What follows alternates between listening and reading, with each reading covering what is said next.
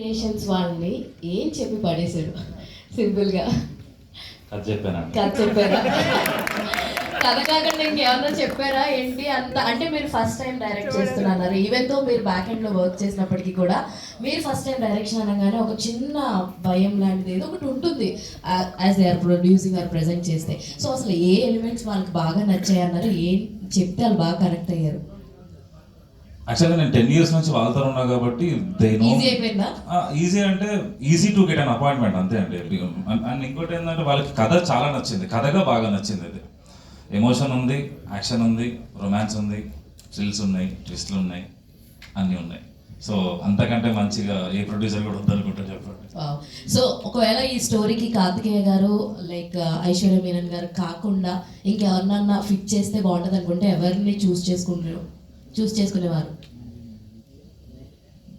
Maybe ఒక 2 years ముందరితో చెప్పేవాళ్ళేమో.